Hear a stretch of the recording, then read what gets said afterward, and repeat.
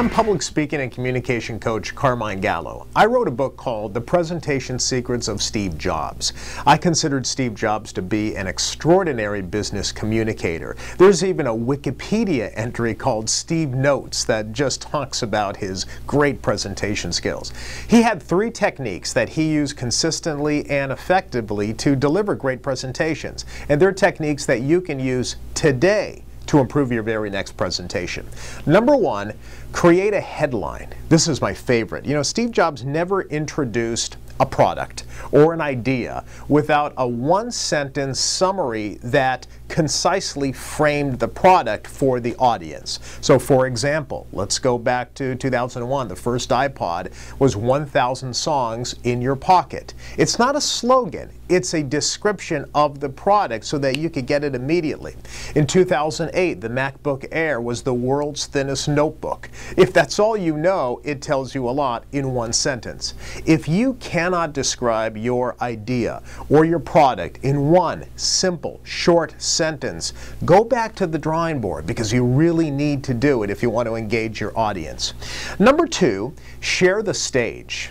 Very few, if any, companies are as closely associated with its founder than Apple. Yet when it came to presentations, Steve Jobs shared the stage. He invited employees, engineers, designers, even outside partners to take part of the presentation. They even conducted an entire demonstration or part of a demonstration.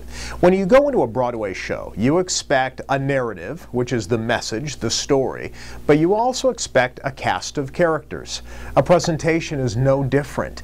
Break it up a little bit. Give me a cast. Let me hear different voices. That will keep the audience much more engaged. And finally, number 3, build simple, visually engaging slides.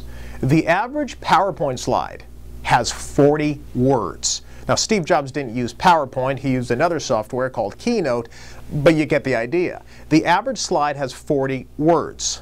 It was hard to find 40 words in 10 slides of a Steve Jobs presentation.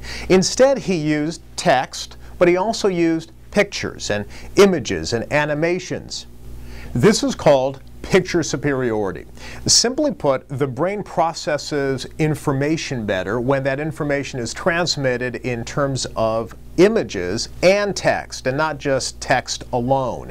Yes, it's important to have words, and you need words in a presentation. But when Steve Jobs delivered text, sometimes he would have 1 word on a slide, or maybe 1 sentence. So picture superiority. Have a combination of both images and text instead of just text alone.